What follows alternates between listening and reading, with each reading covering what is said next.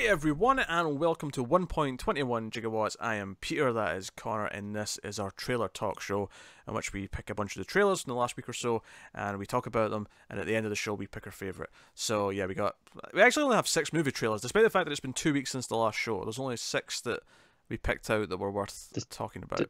December be quiet. Apparently so. Some of them are quite big trailers, but yeah, quiet. It's also worth mentioning Connor refused to watch 2 of them, on the basis that they were second trailers. This is not new. It's not this new. This is consistent. I feel like it was maybe a mistake, at least for King of the Monsters. No, I don't want to see anymore. Because I feel like you'll have opinions about designs of I will creatures. have my opinions when I watch the movie. Well, that's all great and well, but not very good for this show, is it? It's not, but just put trailer 1s in. That's the deal. Oh yeah, because then everyone's going to ask us why we're not talking about the new Captain Marvel trailer, the new Godzilla trailer. Because you just say blanket rule, only trailer 1s. Yeah, but I guess murky. Like some of them are kind of teasers, but are called trailers, even though they're not. Hard rules here don't work. They just don't work. They're too wishy-washy with their own terminology. They are a bit shit like that. It's kind of like saying, oh, we'll never talk about reboots or remakes on 1080-bit video games. They swap around between remake, remaster, reboot, and refresh like nobody's business. You can't do it. So no, it's true. I'll give you that. Sometimes a teaser trailer now is actually the 5-second Twitter thing 2 days before the trailer launches. Yeah, no, those are the trailer teasers. No, I agree, but sometimes they don't call them that. No, but they should. This is my point. Sometimes they just call them teaser trailers. They used to. Anyway, we're going to start off this week with Avengers Endgame, and I'm emphasizing that because before the trailer we didn't know what it was called. We just, it was Avengers 4. It was Infinity War Part 2. What are they going to call it? Okay, look, I know I'm kind of jaded and cynical and not super into the Marvel movies right now, but yes. Is it only me that thinks it's kind of a boring title? Oh, I like the trailer. The title is just kind of generic and could be that could be the next sequel in any franchise. Good. It could literally be anything. No, it can't. It has to be at least the 3rd movie. You can't use Endgame for movie number 2. Like that's ever stopped Hollywood before. We literally have Bad Boys 3 coming out called Bad Boys for Life. Touché. The Fools.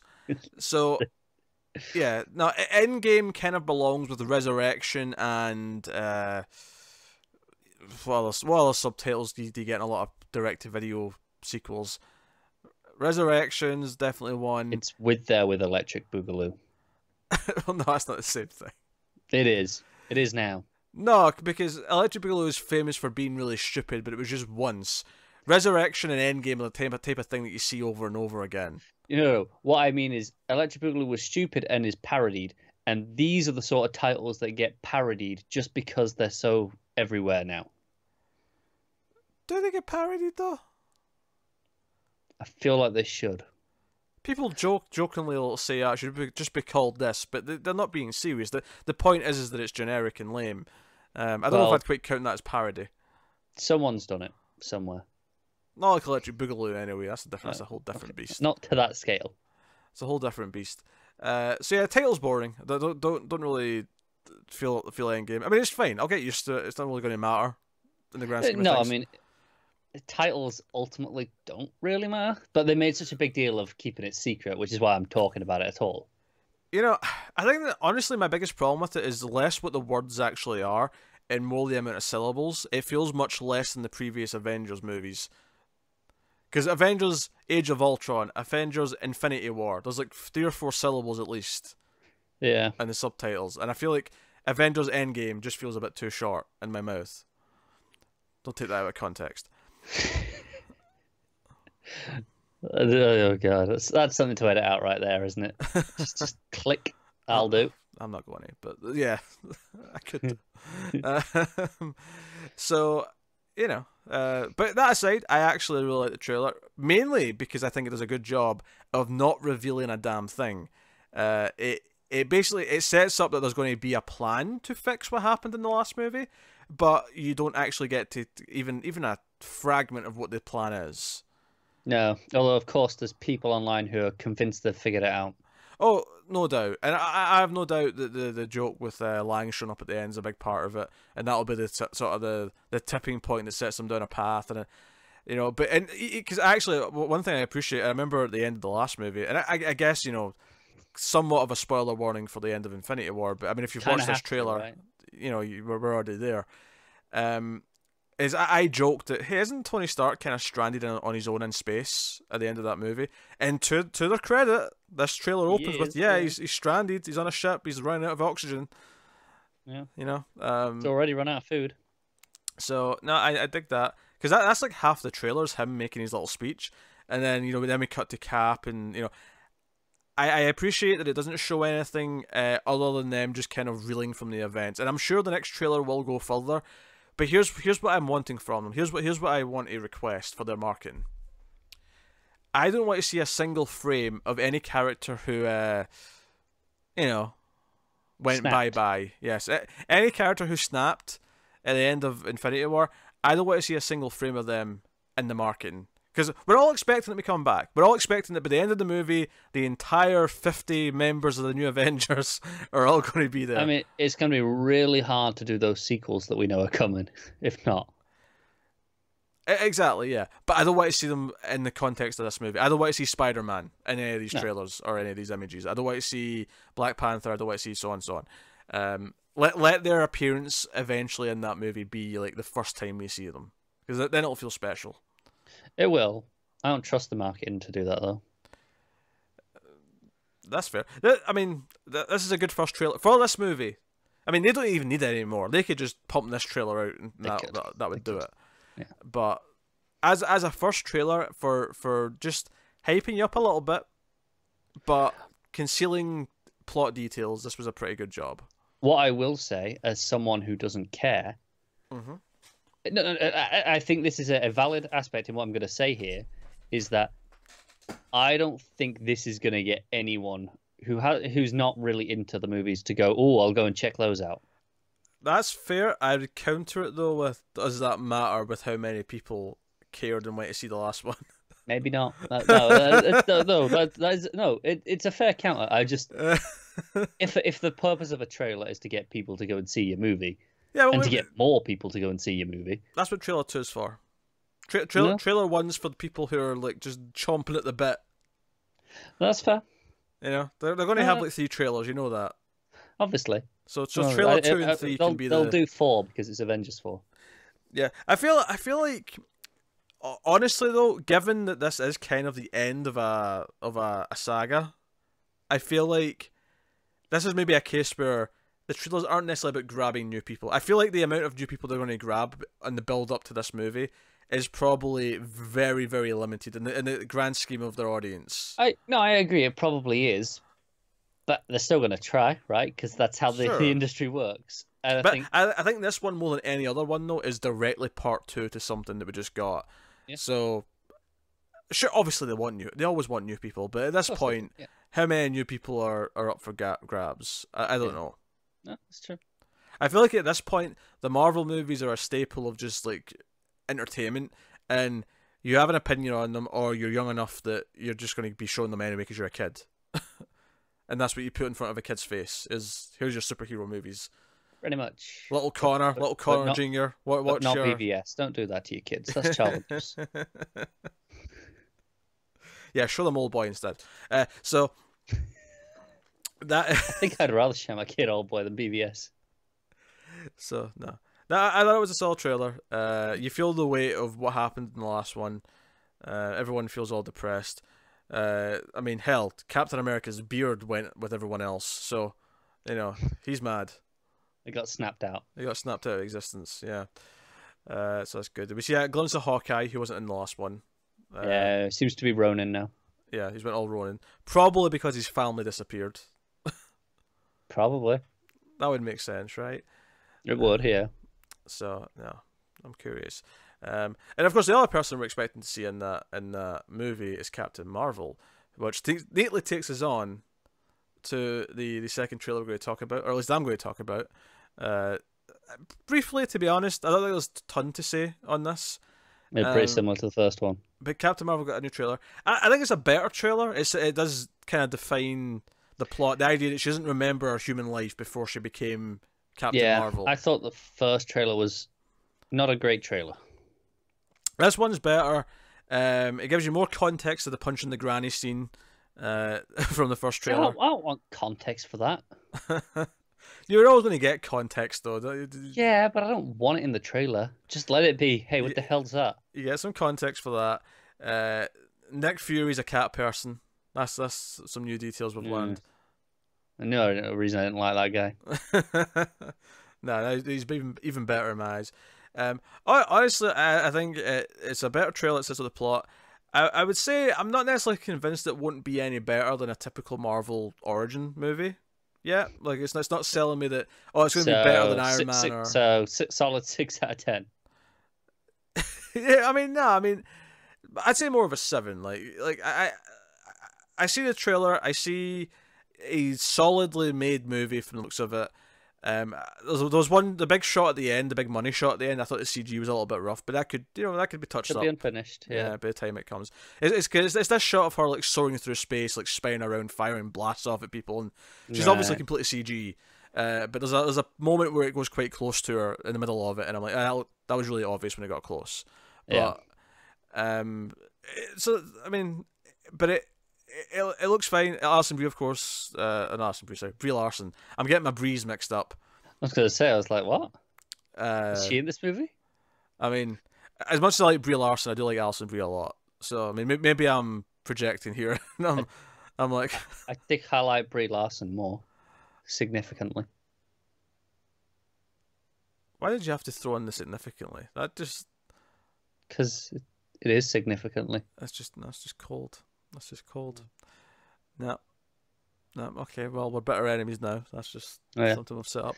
Do you know, it's worth noting that we nearly had a third Marvel trailer to talk about this week. Yeah, there was possibilities of a Spider-Man Far From Home trailer coming out, which would have been weird given we got an Avengers and a Captain Marvel trailer already. Would have been. And they did show the Spider-Man trailer at whatever event they were at in Brazil. It was a Brazil con. Yeah.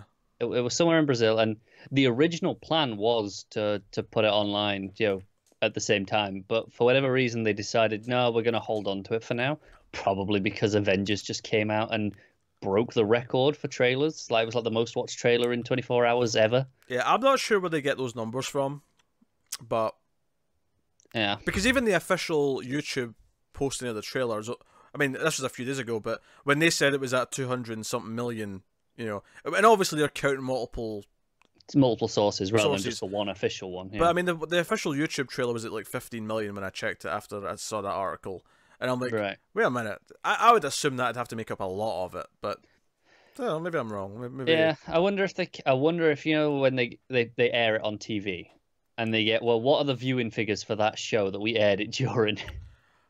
Maybe that feels dirty. I mean, I get saying, okay, it's on this website as well as YouTube. It's been posted by official track the clicks. Yeah, it's been posted on other YouTube channels. Official kind of like IGN might have a version of it, so they'll count that and so on and so forth. I don't know. But Captain Marvel's looking fine. I'm it showed a bit more of her personality in this one. Not a ton more, but admittedly, I don't think it's necessarily doing the job of completely selling me on the character. It's someone who doesn't really know a lot about Captain Marvel. Yeah. But it definitely looks like it's going to be fine. Potentially good. Okay. But I'm sure I'll see it. But comparatively to Avengers, though, where I have like all this history, there's all this dramatic weight getting into it, Yeah. When's it out? March, okay. So you're going to have to go see it in the theaters, because if you want to see the new Avengers. Which I don't know if I do. Oh dear. This is the thing. You know what? It's going to depend on how long they tell me it is. If they tell me it's 3 hours long, I'm waiting for it at home. Not sitting through 3 hours of that in one go in cinema. Not doing it. They tell me it's like 2 and a bit. Yeah, maybe. I'm sure I'll go.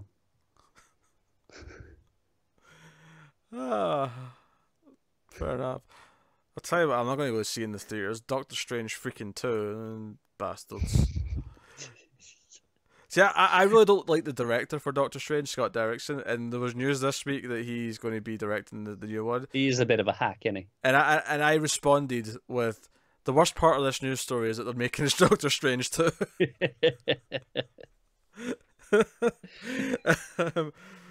Yeah, I'll see Captain Marvel. I'll see Avengers and Spider-Man. And I never saw Ant-Man. I still haven't. So I assume you're going to do that though before you watch Captain Marvel. I suppose I have to. It's a solid, fun time. It's not. No, I'm sure it is. I can't be bothered. Well, fine, but you should watch it before you get to the next ones. Should. No, the thing is, my completionism will force me to watch it before I get to the next one, which might actually delay when I watch the next one. I mean, yeah, I'm trying to think of something else this year that's comparable that I can compare it to, but I'm drawing a blank. Fair enough. All right. Next trailer then, we had a trailer for Brightburn, which Brightburn. So this was the one that James Gunn's producing. That was supposed to be out already and was going to be announced and come out by November.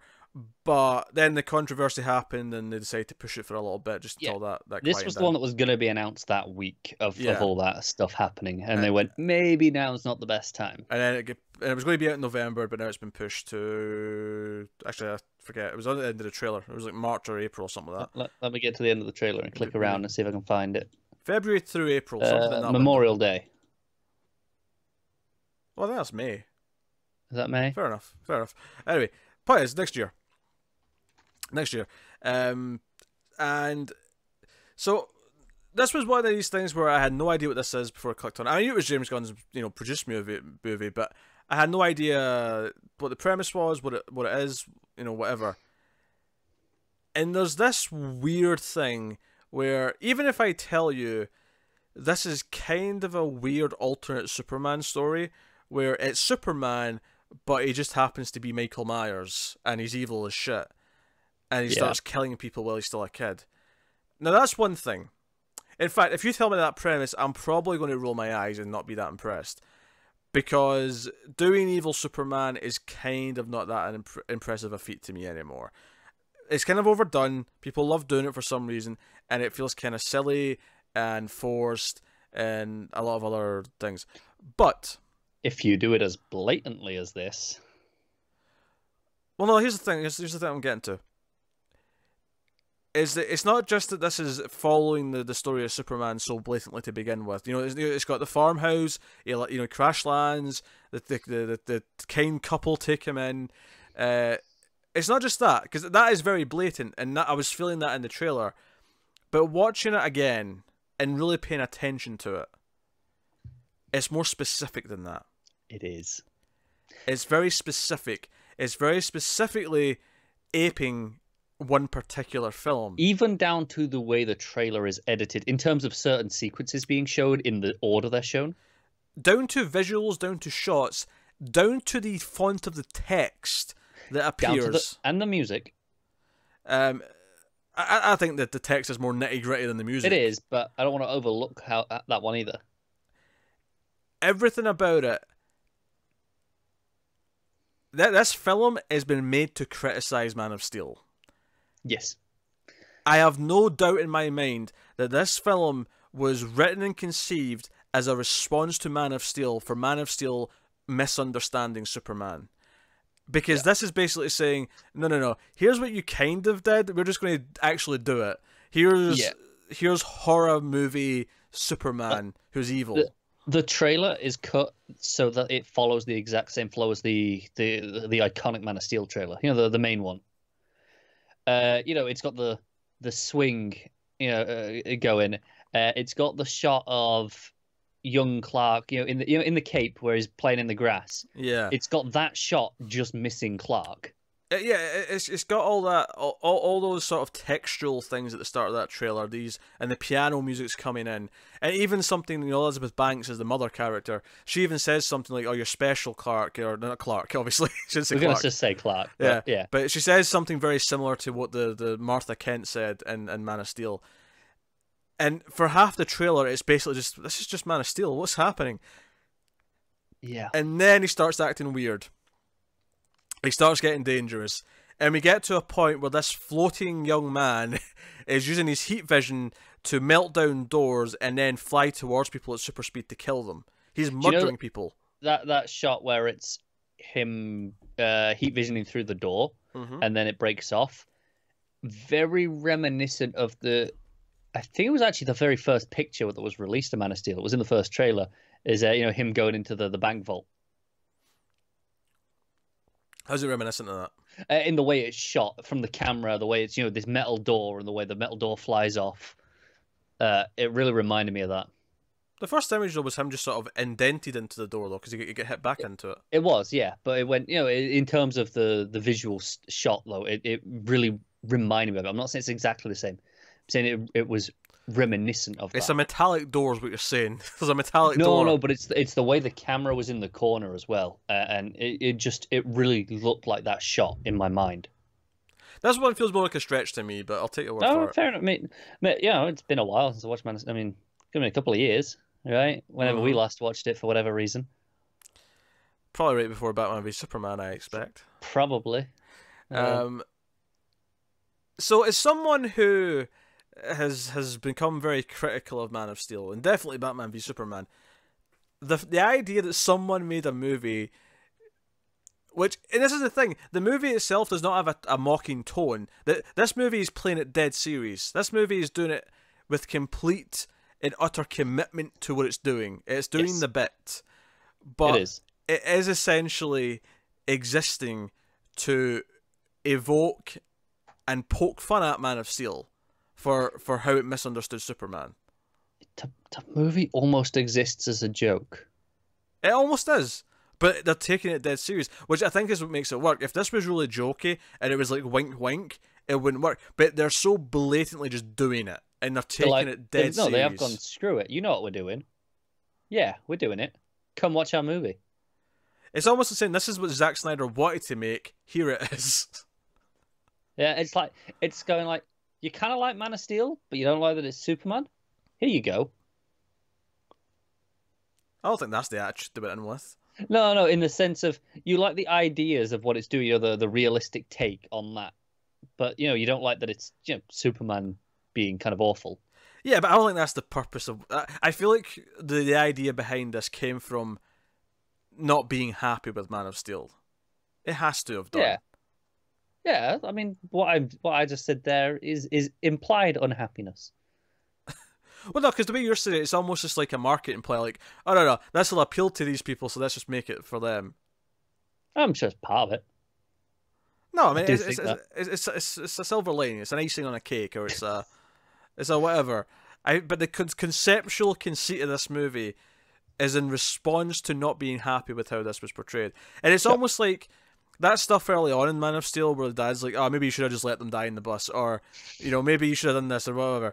It's basically taking that and then just taking it to the more logical conclusion that stuff's leading to. Yes. Almost. So... yeah. I am very intrigued by Brightburn. And I get that if you like Man of Steel, you're maybe not very happy about this and how everyone is talking about it, but... but maybe like better movies. I'm going to be more diplomatic than that. You just have to accept that Man of Steel for a lot of people isn't what they want or think of as Superman, and I think you can get really pissy about this. You can get really upset that this exists, that they're making a joke of something you like, but this is how a lot of people feel, and this is more for us than it is for you. So you had to try really hard to be diplomatic then. No, I didn't. That was much easier than what you did. It wasn't. Mine took like 3 seconds. Well, no, it's not about time though. I was just thinking about how to phrase it. I think what you did alienates a lot of viewers potentially. Oh, potentially, but as you said, yours was easier. Yours might have been better. Well, no, it's easier in the sense that I don't just default to mocking people. Yeah. Oh well. Because I try not to do that. I'm the good Well, cop. one of us has to then. One of us doesn't have to do that. Of course you do. Balance and all that. You don't have to have a side that's been a dick to half the audience. I like how you're assuming half the audience likes Man of Steel. Well, That half the audience, a third of the audience. I don't know. People I feel like you just insulted half our audience, implying that half of them like that movie. I am merely speculating. Speculating. Sure. But yeah, so Brightburn exists, and it's I can't believe an entire movie exists pointing out the flaws of Man of Steel. I can't believe it. It's the sort of thing where I expect an article on the internet. I expect a YouTube video talking about all these things. And don't get me wrong, those things exist. There's been many of those things. That's the level of criticism I expect. Not, screw you, we're going to make a whole movie as a criticism. Do you think the dad goes out as stupidly as Jonathan Kent does, and that's what makes him snap? Probably. We don't see very much of it. That was Roy from The Office, right? It was Roy from The Office, yeah. Yeah. We don't see that much of him after like halfway through the trailer, so... Well, yeah, I mean, once it's like Elizabeth Banks running around hiding because she's scared of him, it doesn't seem like he's around, but that could just be because the scenes he's in are more spoilery, so they're just keeping them... It could be. Keeping them secret, but... Or it was a, hey kid, you could come and save me from this tornado. But the kid chooses to let him die just because. Do they go that blatant? I mean, what makes more of a point though? Him still asking for him not to save him. No. I think in this case, the dad asks him to save him, and the kid doesn't. Yeah, but if you're mocking Man of Steel, then that doesn't work as well. I don't know. The reversal works for me. If you're mocking Man of Steel, no, he does it exactly like Man of Steel, but then gets killed anyway. Or then he goes nuts anyway. Because that was the bad choice. Him forcing him to do that when he could have saved him was the horrible thing to do. Yeah, depends if that is the incident that makes him snap. I don't expect to actually get a tornado scene. I feel like that's just too far. I kind of do now. I don't. I'm not going to be disappointed if we do, but I'm not expecting it. I'm going to be disappointed if we don't. Well, that's fine then. No matter what this movie is in terms of a score at the end, when I come out of it, I will knock off half a point if there's no tornado scene.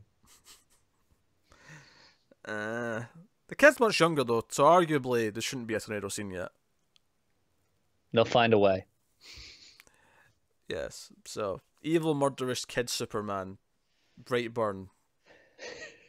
Sure, why not? By the way, Memorial Day's end of May, so. I was right there. I said May. You said May, yeah, but it's right at the end, just for context. I didn't have to specify it. I just said May. You did, but you could have been start of May. I did not lean one way or the other. I just said no, you May. Didn't. I was just clarifying for anyone else who didn't know. They can look up Memorial Day themselves. Well, I've just done it for them. Next up, we have a new trailer for Godzilla King of the Monsters, which is only after Brightburn, so there's not two in a row that Connor's not talking about. Yeah, I'm turning up my music. Because I get what? I'm turning up my music so I don't have to hear too much. What? Okay, fine. So, Ghidorah! King Mother freaking Ghidorah. You get a shot of him like head on early on in the trailer, and then like at the end you get the big charging shot where him and Godzilla are rampaging towards each other, which looks glorious. I do think this is a weaker trailer than the first one, mainly because it's just not as beautiful. The first one had had that music playing. It was very tranquil, very kind of atmospheric. This one's a bit more of a sort of generic trailer in the sense that it's just kind of like quickly saying the plot and then cutting things together. But all of the images of the monsters look fantastic. The idea that Millie Bobby Brown's character is rooting for Godzilla when the adults are kind of a bit more, mixed on the whole idea is kind of nice. The idea that she's rooting for him and she's worried about him, it gives us a heart of the movie because ultimately we care about Godzilla. That's who we're there for. It's who we cared about in the first movie. It's who we're going to care about in this one more than anyone else. So having as a character who cares about him makes us kind of like that character almost immediately, and it makes her kind of a conduit for us for the audience. So I like that. So yeah, now you get some shots of Mothra, some shots of Rodan. In terms of the plot, they kind of point out that it seems like all of the other Titans are fighting amongst themselves to see who can become the new king, who will be worthy to take on Godzilla. And Godzilla is maybe the one protecting Earth. So, but yeah, we got Ghidorah. He's got his lightning breath, and he is freaking huge. He is so big. So I am pumped, and I will wrap that up there. Right, so Cool. Bring the ginge back. I'm here. This is a pain. Alright, next up we had a trailer for Triple Frontier, which is a Netflix movie, which happens to star Ben Affleck and what's his face? Oscar Isaac. There you go. And also what's the dude from Charlie Hunnam? Oh yeah, Bland dude. That one, Mr. Bland. Yeah. Blandy McBlanderson. Yes. And it's a movie about some ex-Marines, or I don't know if it was actually Marines specifically, but basically they have decided that the state has not rewarded them for their time served, and they are going to rob a drug dealer, even though it's very dangerous, and it's going to be like no backup, no support, and they're going to go in and steal all this money. And this will be very dangerous, and they might get hunted down afterwards, and they all have significant others who might get put in harm's way. It looked pretty generic. It did. It looks like it's got a budget and some style and a cast. Yeah, it doesn't look like at a glance very bad or anything like that. It just looks really generic, and nothing about it really convinced me that I would want to watch it. If I hear good things, sure, but nothing about the trailer made me Do you think it'd know be the good. only reason why I might watch it? Mm-hmm. Because it's just on Netflix and I can just click play. Nah, that's not enough. It is if I'm doing something while it's on.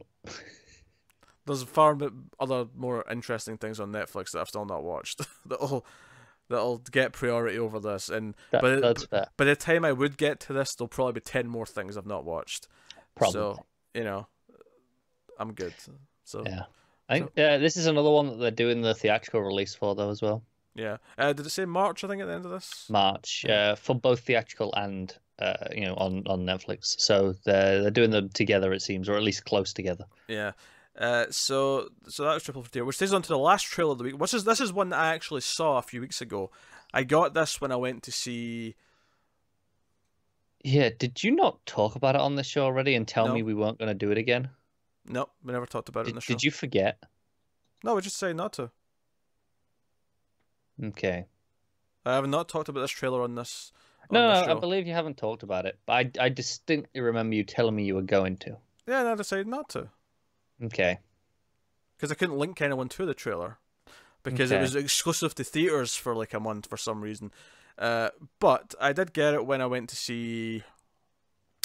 What was the last time I went to see? Did you not get it when you went to see Halloween? No. That's when it started going out, but that's not when I got it. Oh, right, okay. Something. What shitty horror did you see after that? That wasn't a horror movie, I don't think. It was something mid-November. I think it was maybe an Overlord, actually. I think it was Overlord. Oh, okay. I can see it being paired with that. But yeah, so this is Happy Death Day to You. The sequel to Happy Death Day. And it's a very intriguing trailer. It's also a very spoilery trailer for the first movie, if you've not seen the first one. Yeah, that's something I'm going to hold against this trailer significantly, in that there is no need to do that. That is fair. That is fair. It is kind of weird that they went ahead and did that. However, I think aside from that, this is an excellent trailer that clearly communicates what they're doing with the second one to make it feel different. And, you know, what? Because the first one, of course, is Groundhog Day, but she's getting killed at the end of each day by a slasher-type villain, right? The second movie is, because I thought, okay, it's going to happen again somehow or whatever. I'd heard rumors that it was going to be like Back to the Future 2 somehow, but I didn't really know how that worked. Like, is this going to be time travel this time? So here's the beautiful thing about this, and I laughed out loud when I saw this trailer for the first time, is when it starts happening, it doesn't start on a new day. She goes back to the same day again and immediately wants to kill everyone around her because she's woken up on the 18th. And I thought that was really funny. I was like, okay, right, you've just won me over a little bit because that's interesting. It's the same day again. And then it evolves and it's like, okay, it's not just her that's getting killed.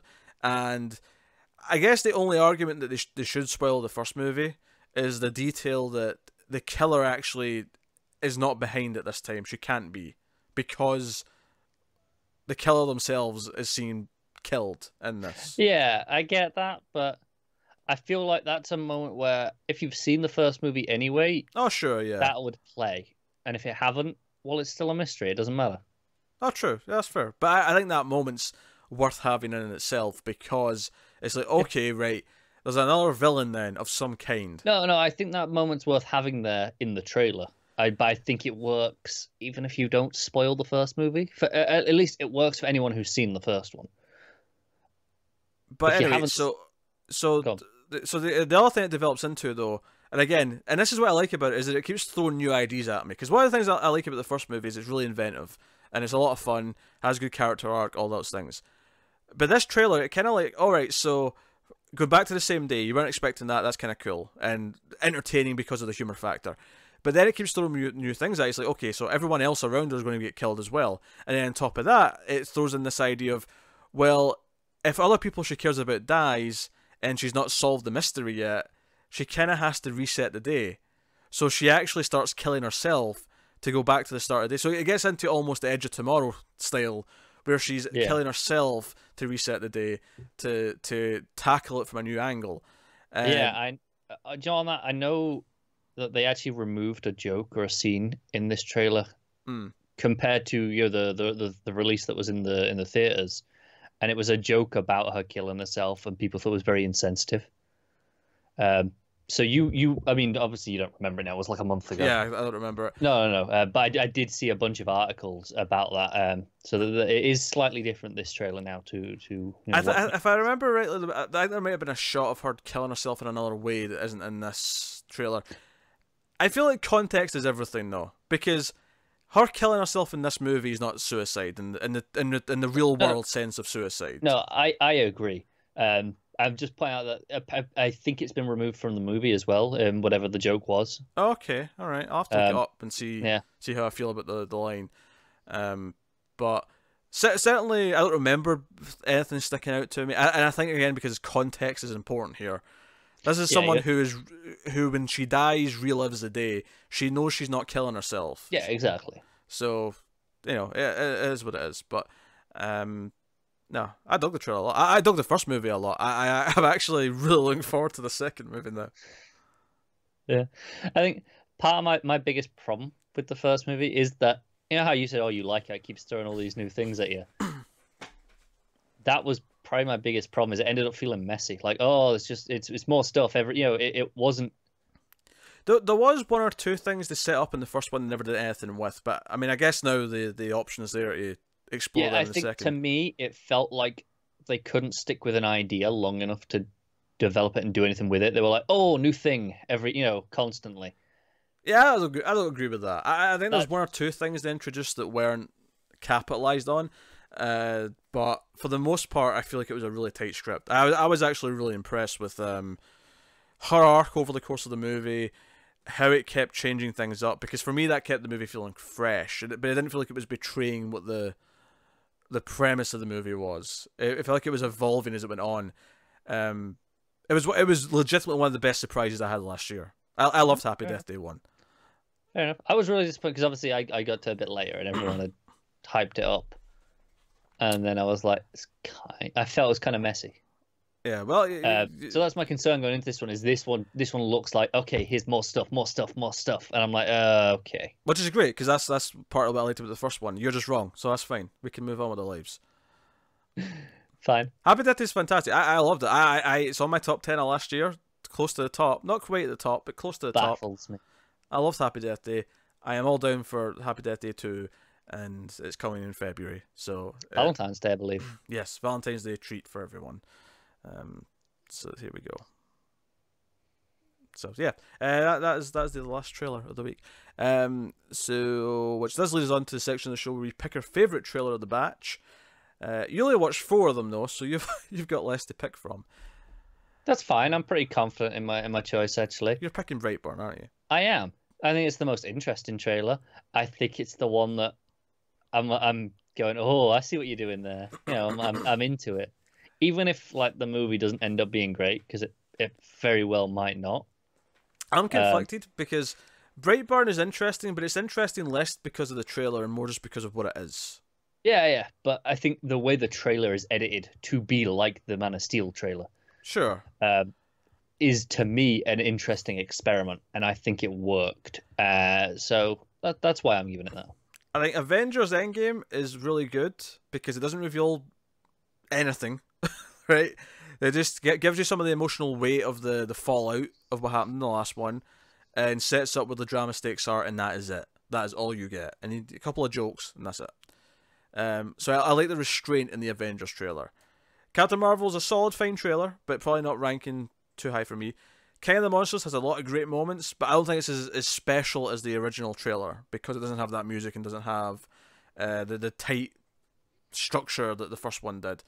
Even though it does, obviously it introduces more plot and there's some bigger moments that you see, and they're all very good. And the movie hype's still up there, but the trailer itself is just not as well put together as the first one. And then Happy Death Day 2, I think, yeah, you have the complaint where it spoils the first movie, but maybe a bit too much.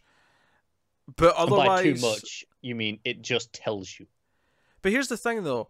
I think Happy Death Day 2, kind of in the same argument that Avengers Endgame is for people who saw the last one, right? Happy Death Day 2 is a trailer for someone who saw the first one and specifically liked the first one. I think it does a really good job of making you realize what they're doing different and why you should not just think it's a rehash of what the first one was. I think Avengers 4 / Marvel movie 22 can get away with that. Happy Death Day 2 cannot. Sure. It's not at that level. Sure, but does it need to be? No. In terms of, their first trailer, the one that, okay, cinemas in my experience show the first trailer the longest. Even when the other trailers are out, I'll still get the first trailer over and over. If that's the one they're going to be showing, that's a bad choice for getting new people. I actually think the studio disagrees with you on that, because I think their logic here isn't that they're spoiling the first movie. I think their logic here is that now people can go and see the second one without seeing the first one. I think that's the point. Which I think is stupid logic in the sense that, hey, get them intrigued enough in this trailer. No, I'm not saying I agree with that. I would never see a second movie without seeing the first one. I would never do that. But this has always been the logic with studios when it comes to sequels. They want people. This is why they don't use numbers anymore. I mean, obviously Happy Death Day 2 is, but most sequels now don't use numbers because the studios want people to think that it's okay to go see it without seeing the previous ones. I get that, but to me, they're shooting themselves in the foot. If they do a good enough trailer and I go, ooh, I'm interested in that, okay, I'll go watch the first one. I'll go and rent that. Like, here you go, studio, have some money. Then you're getting money for the rental and the ticket for the new one. It's a win-win. I'm still picking Happy Death Day 2 though. Okay, fine. Because I liked it the most. It made me the excited the most out of the bunch. And that's saying something, given that I am super hyped for King of the Monsters. I'm quite looking forward to Endgame. But Happy Death Day 2 it's one of those things where I didn't necessarily need a sequel or want a sequel necessarily, because I liked the first one as just a standalone thing. But this trailer convinces me, okay, they've got ideas. This isn't just going to do the exact same thing again. Okay. And it looks like it's more of the same fun as I had the first time. And it's a fantastic movie. Connor's an idiot. See Happy Death Day. It's really good. I am not alone, in my opinion. One of the most fun times I had last year. Seriously. Really good. Happy Death Day. Add it to the list of good things that Connor just doesn't understand or get. Underget. Underget, yes. That's my story. I'm sticking to it. But that is us. That is the end of the show.